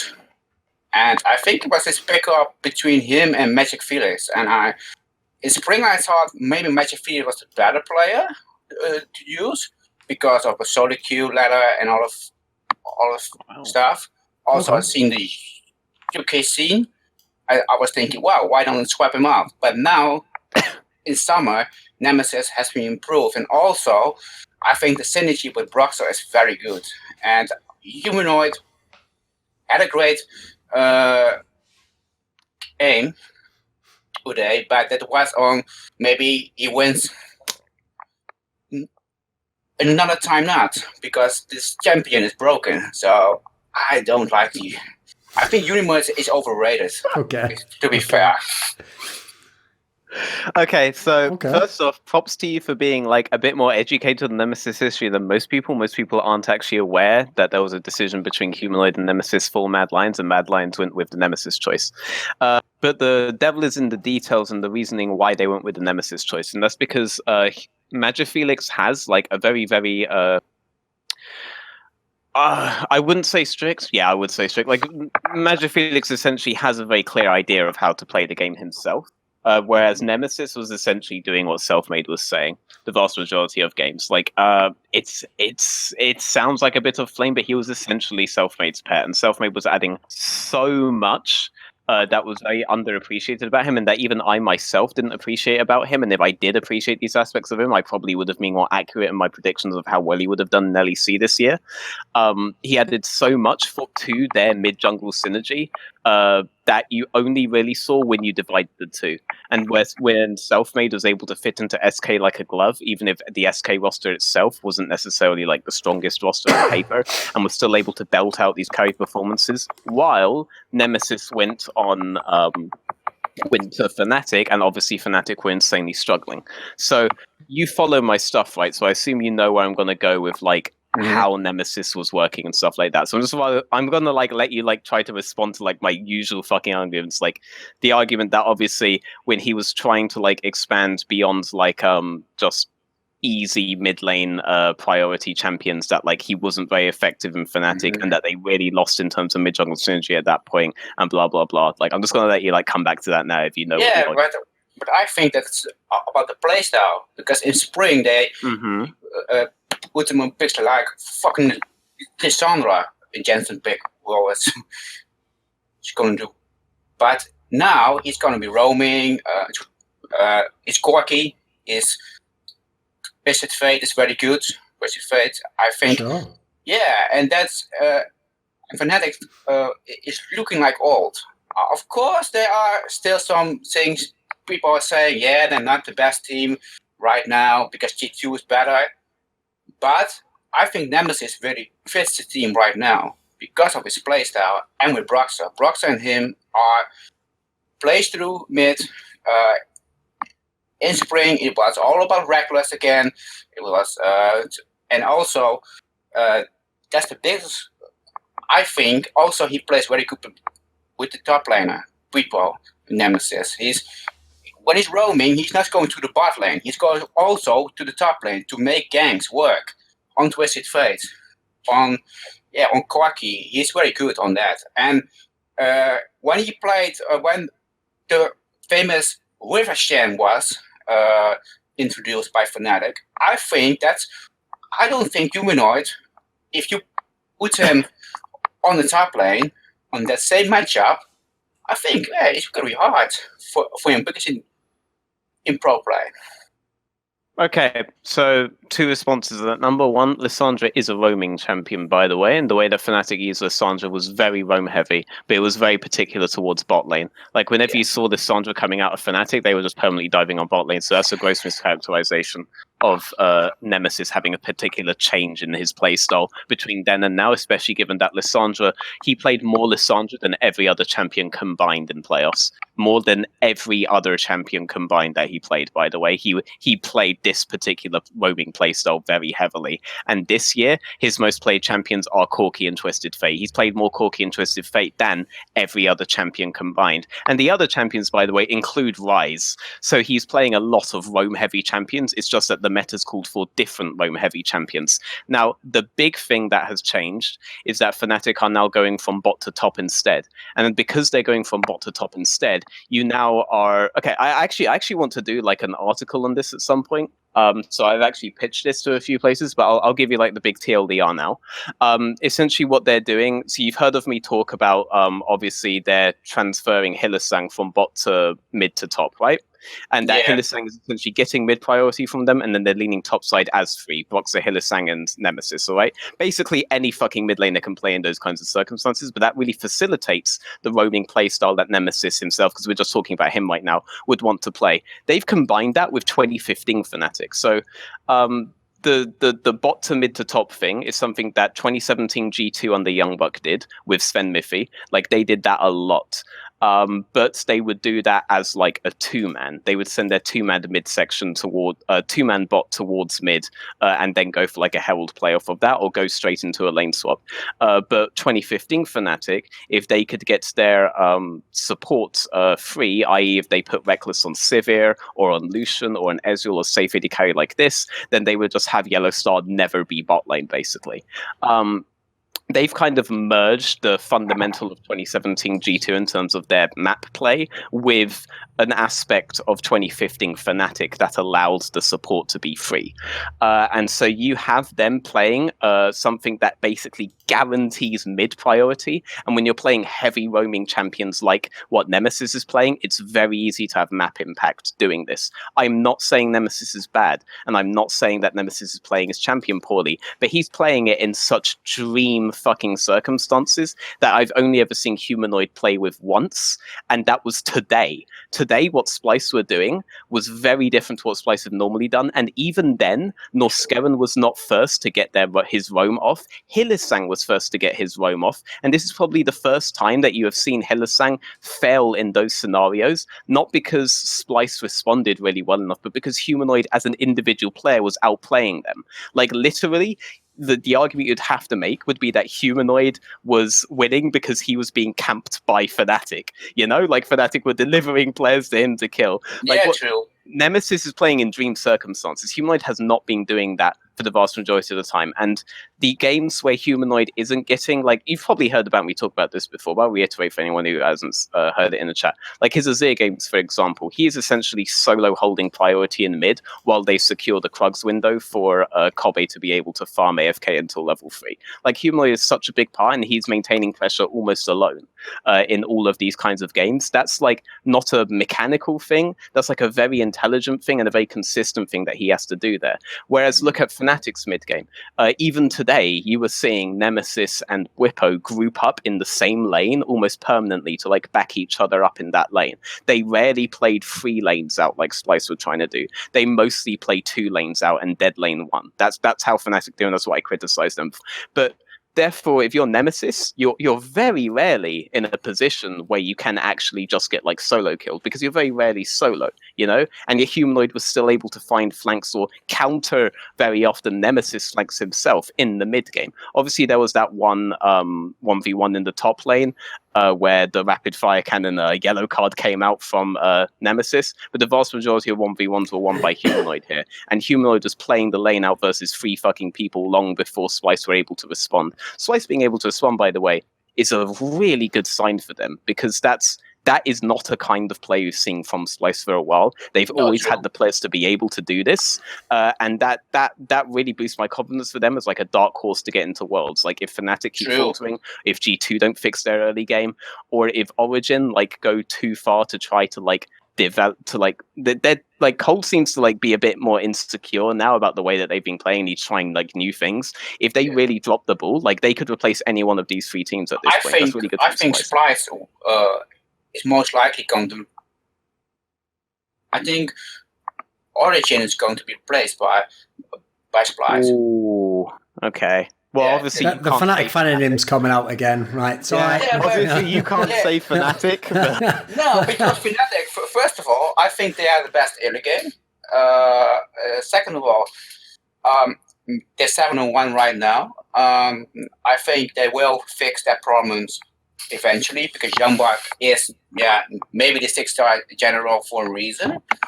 And also, I do also think everyone is hyping Reckless up for everything. He's the best AD carry. No, I don't think so. Because when he was on Elements, a stint, he wasn't very good.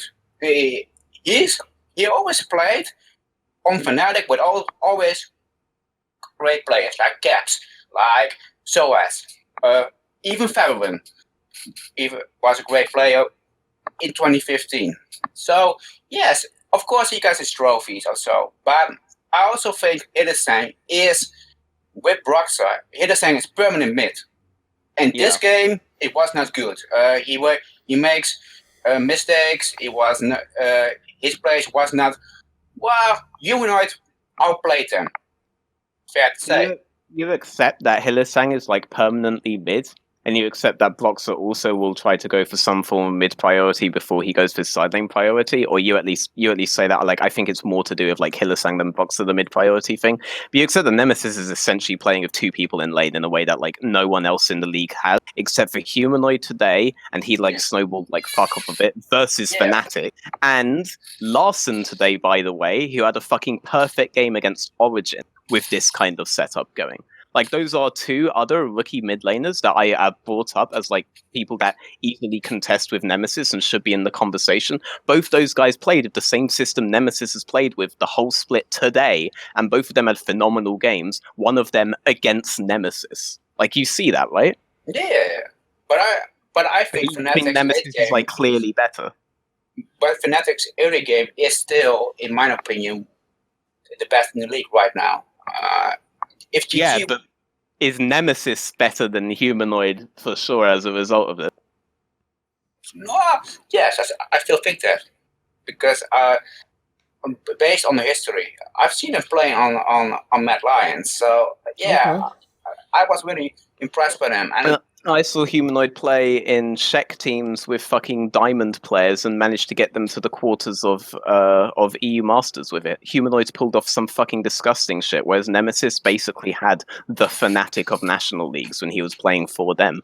And now we know that he was playing with a guy who isn't just a good jungler, isn't like potentially the best jungler in the EU Masters at the time, but is potentially one of the best junglers in the whole of Europe, and such a fucking unique talent. And that is the guy that Nemesis was playing with the whole time he was on Mad Lions. Like, he has not been a guy who has had to make more from less ever in his career. He's been a guy who's always been on insane teams in his career. Again, I'm not saying he's bad, but you can't use the argument that he was on Mad Lions, therefore he is good. He was on Mad Lions, therefore his flaws are less likely to get exposed and you have to look a lot harder for it. Whereas Humanoid was on dog shit teams and managed to make quarterfinals of EU Masters with fairly consistently.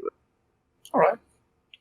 I think we made our points there. We agree to disagree on that one. Whatever. Yeah, sure. At least he actually was quite reasonable. Right? Thanks, Harry. Yeah, thank you very Cheers, much. Harry. Cheers, mate. Cheers, man. Okay, so ADC here has quite an interesting take. He basically said that he thinks EU, so LEC, is only the third best region. So first things first, who are the two regions you're putting above LEC? And then make your case. Why do you think LEC is only the third best region? China and Korea. I think Okay. EU is third region because it's really top-heavy region. I feel like the only team that could consistently play in like a world scenario is G2, and the rest would not hold against like top LPL team. Currently, top 6 LPL team I think is better than anybody except G2 in Europe, and top 4 in Korea is better than anyone but G2 in Europe.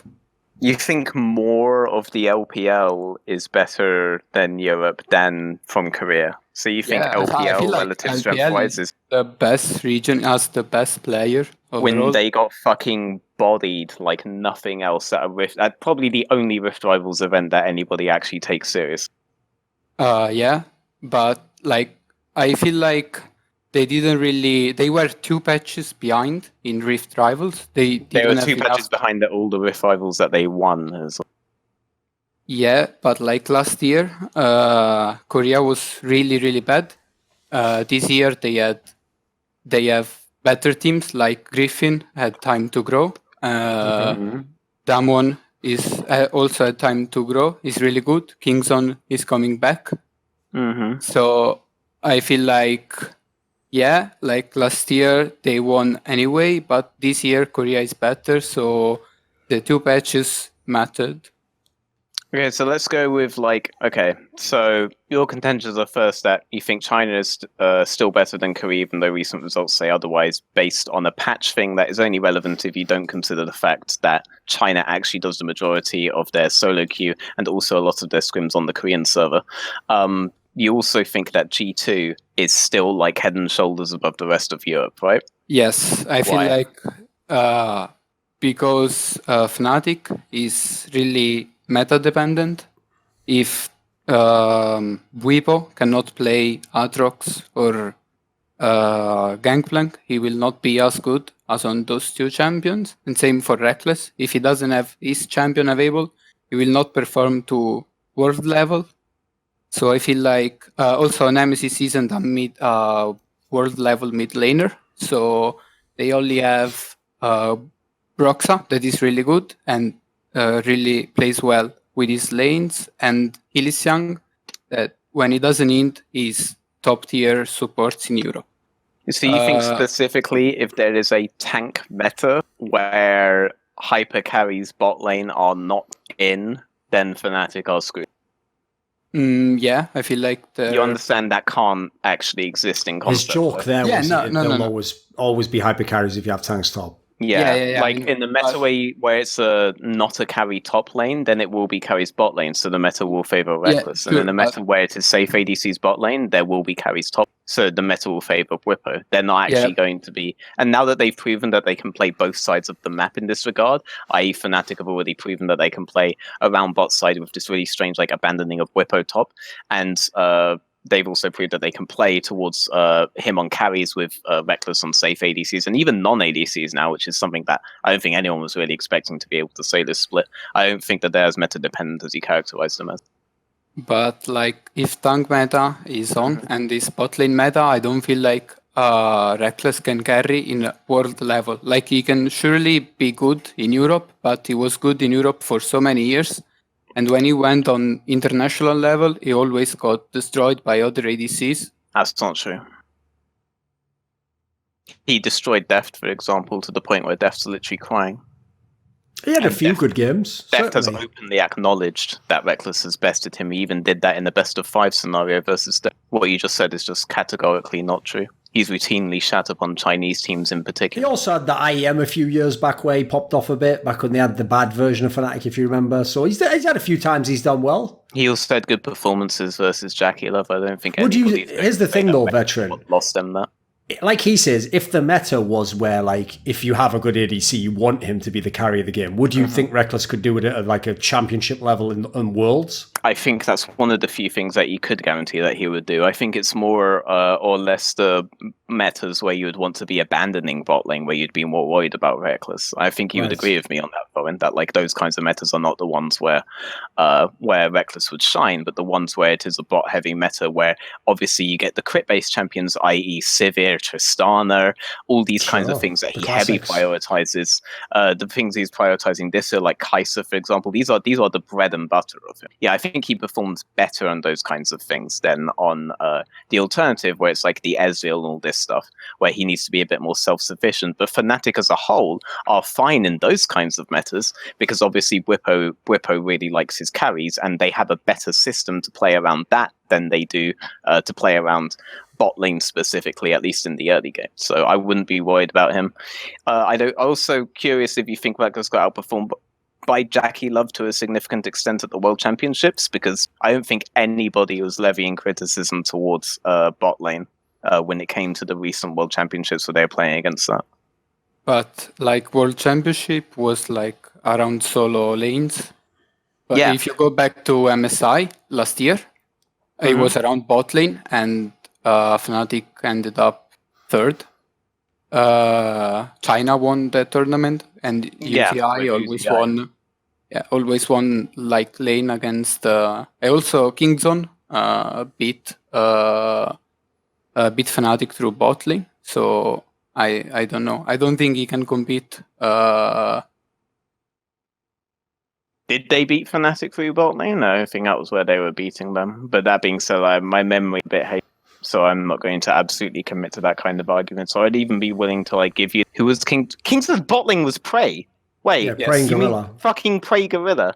Okay, all right. So Fnatic could potentially lose to one of the best bot lane pairings that was ever on the. They're not really like a smash lane pairing, though. To be fair, like they aren't a smash lane pairing, and I'm pretty sure that they didn't lose versus them because it was a smash lane pairing. I don't think that they lost due to bot lane there. I'm pretty sure that what happened versus Kingzone was more of a Kingzone was more to do with like Kingzone's solo lane centric playstyle. And I don't think Fnatic had answers for that last year, or not last year MSI, but they absolutely did have answers to that at the World Championships. So, as I recall, they were playing mostly like Varus and stuff like that back then. But again, my memory is really fucking hazy. But the characterization that Reckless on the bot lane dependent meta has underperformed versus international bot lanes is just completely untrue all throughout his history. He's underperformed when it's potentially more solo lane centric, but again, Fnatic's system for solo lanes is better now. Could we at least just move on to the Origin point, or do you want to like argue? Sure. I feel like Origin, like they have really good players on Europe level, but only 2 players that can play world level. 3 players. They have NateDOhDoubleG, but is not going to win lane against China and Korea mid laners. Then you have Alphari, and he's probably the one that is going to perform better. And Mithi. Feel like their ADC isn't experienced enough to carry a game in like world, and their jungler I feel like is really underperforming right now. Even if like last split he was pretty good towards the end, but right now he's really underperforming, and I don't see him like on the same level of Jankos and Roxa.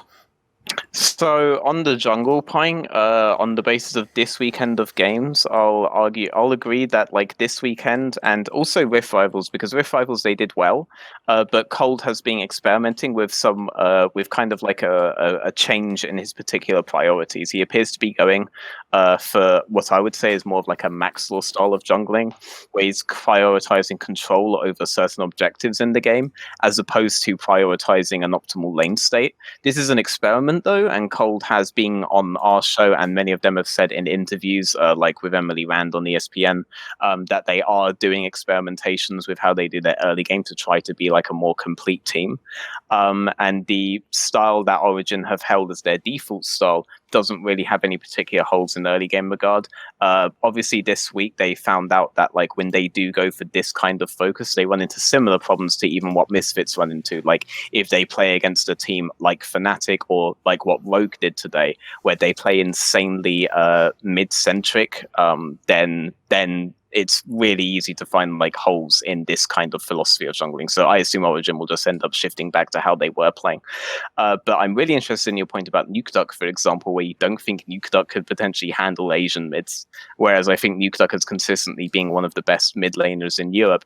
And mechanically, I think he's more consistent than Caps is. And I would actually trust NateDOhDoubleG versus Asian mid laners on a consistency basis more so than Cap. So like I think Caps would take a best of 5, but I think I would trust NateDOhDoubleG to take a best of 1, if that makes sense to you. Does that make sense to you? Yeah, but what I meant is not going to lose, but he's not going to win either. So he'll win versus a lot of them. Against like Twimby and... I mean, it obviously depends on the matchup and depends on the picks that they do. And I'm assuming you're thinking of like our games, for example, when you're thinking of games where NateDOhDoubleG has kind of like not lost lane, but this guy also has had, for example, the Z games. Like he is more than happy to break out like the actual aggressive matchups, win and where they are viable, and win and if he can. And on those matchups, I think he'll play them out like he has played them out here, like he has played them out even against Caps, repeatedly solo killing him over and over again. Like this characterization, NateDOhDoubleG as like a slow mid laner, was very true way back in Season 5 when it was the Azir meta and all of this kind of stuff, and even Season 6 to an extent, where he was... And when he had worse teammates, to be fair. Yeah, when he had worse teammates, to be fair, but also then, like, he was like really addicted to this whole concept of this particular lane freeze that he really wanted to pull off. But these days, I think that's a gross mischaracterization of NateDOhDoubleG as well. I think he has shown that he can be a very aggressive player, and he's more than happy to do these aggressive matchups. These are the matchups that initially made him famous, and he can do this against the best in Europe. He can absolutely do it against the best in the world. You said Alphari would have like the best chance. Alphari is kind of the one that I'm more worried about. I think Alphari has gotten away with a lot because Cold sets his lane state really, really well. But I'm glad that at least I don't have to argue with you about Alphari versus international tops, because I actually think top lane is like a sleeper OP role in Europe. I think with Wonder, with Alphari, with like we're a region where people will debate whether or not SARS is good right now. But when you put SARS on the international stage, the last time we had him on the international stage, he did really well against fucking the Shy. So I'm glad that you're not like contesting the Alphari point. On the bot lane though, I think Patrick is uniquely talented. I do think Miffy has had a poor split, though. But when Miffy went to the only international event he's gone to, he actually had really standout, very consistent performances. So that's a good sign. And there are plenty of players that like suddenly overperform in international events in particular, because that's when they feel more like they have something to prove, because the personal touch that they feel when they are in Europe kind of vanishes. Like, for example, think about when you're playing games with your friends versus when you're playing games like online. That's kind of like a different mindset between the two, right? And Miffy knows like everyone in Europe very well, whereas when he's in playing internationally, he's basically playing against bots in his head. And the way that he reacts internationally appears to be way better than the way that he reacts domestically. So I wouldn't really be worried. Like, Miffy had really strong performances at MSI with G2, for example. Even if he was domestically looking very, very shaky, he suddenly looks really consistent at MSI, even if other people on his team, like Perks, for example, weren't doing so well. So I wouldn't worry about Miffy on an international setting. I do think Patrick is very uniquely talented. I think he has a higher ceiling than, for example, Upset. And I'm not worried about him on international stage. I'm only worried about the behavior of that bot lane in the mid-game transition phase of the game. I think that's the only place where I think the bot lane will struggle internationally. But I think they can compete with the best. Right, the thing is, as you noticed there, Veteran can talk about the EU teams and players as he just did and broke down why he thinks they would or wouldn't perform, but he doesn't watch LCK and LPL religiously, so he's not going to contrast whether those teams are good. But I will just say this. I actually think that you probably picked the wrong argument to argue like that players were inexperienced, like Patrick's inexperienced, or, you know, like these players, like that's the problem holding them back. Because that's actually what would be the best argument to make right now as to why you'd think the Chinese and Korean teams are better. Because actually, the interesting thing about LPL and LCK is they have a lot of newer teams and newer players at the top of the rankings. So Korea especially, all of the top teams in Korea basically are the newer teams that have never played at a Worlds, have never played at MSI. Some of them have played at Rift Rivals, that's it. Like Sandbox Gaming, no one knows how these guys will do at Worlds. They could literally either win Worlds or they could bomb it entirely because they're all new players. Damwon Gaming, pretty much all new players. Griffin, pretty much all new players. LPL, Top Sports, these are all players that haven't been to Worlds. So like, you could make a pretty good argument in that case. Like, you know, some of them might end up being amazing and might be the breakouts that win the championship. That's not a bad angle to go with, but you can't really count it against, like, you can't really say like Patrick's inexperienced when you're talking about a Chinese player who also has just stayed in his region and been on a bottom team for his career as well, you know. So I would just say on that one, I could go either way. Like, there's times I watch the LCK teams, I think some of them are fucking amazing. There's times I watch LEC and think some of them are just as good. So I find it a very tough one to make at this point in time. I think past years, you could have a way firmer opinion. Just because of the turnover of teams in those regions, I find it really hard to know for this year. I mean, everyone loves to laugh at that King's Own team last year. I guarantee you, go and watch them in the LCK before they went to MSI, and they were amazing. They were easily the best team in the whole world. In my opinion, they were even better than RNG. But I tell you what, when they went international, they fucking collapsed like a motherfucker. They became like half as good overnight. So I have reviewed like some Kingzone game on my stream, for example, and if I put Nukeduck versus Nahun, I'm not worried even fucking slightly. Some of Nahun's decisions are very, very, very questionable. And there are some games where Kingzone's mid-game setup is just so bad, it's unbearable. Like, I think about if you do that, I mean, I kind of want to avoid G2, but say that you enter that kind of transition phase versus Fnatic, I think you just lose the fucking game. If you do it versus G2, you obviously lose the game. But they were doing things that I would think make them uniquely vulnerable against like both G2 and Fnatic, for example. It's very rarely that like, oh, G2 would beat these guys. These teams are doing plenty of things that I think make them vulnerable to teams outside of G2. And I just think that Europe in general is somehow like people are like sleeping on Europe. Like, people were making the argument that G2 is like all of Europe, and then Rift Rivals came about, and obviously no team was really taking that on the European side super seriously, but still G2 were nowhere near our like best performing team. Origin was by the end of it. Or actually no, Fnatic was. Fnatic actually, I think Fnatic lost one game only. Yeah, I think Fnatic dropped like one game only. And I think Origin dropped. Did Origin drop 2 games? They must have dropped a couple. I know they must have lost to TL, for example. I think in at least one game. I remember Origin dropped that fucking game where they played like Kaiser mid and shit like this, but they also like stomped a game where they played fucking Patrick versus Bjergsen. You know, like it's like I'm assuming you're not trying to rate them underneath North America. So that's a bit of. But the point I am trying to make is that Europe is definitely not just G2. No, I agree on that, but. Like the other 2 teams, I don't feel like they are nearly as good. Like they are good teams and they can compete internationally, but they cannot like win a best of 5 against like any of the teams I said before. In my opinion, I feel like NA is really bad. Like they're probably out of the conversation. They only have one good team and that's it. But like. If I see like how many good teams and talent there are in the different regions, I feel like LPL is still the best. And I'm not saying that they will win World. Like maybe G2 will win World, but I don't feel like that makes Europe the best region. I feel like that makes just G2 the better team. But I feel like that a player that is playing in LPL, he has like much more improvement than a player that plays in LEC. And same for just a team. They also for the fact that LCK and LPL team, they scream each other and EU cannot do that. Maybe if EU could scream LPL and LCK team, they would like be even better. But that's on the assumption that like we will learn more from them than they. That's the assumption you make.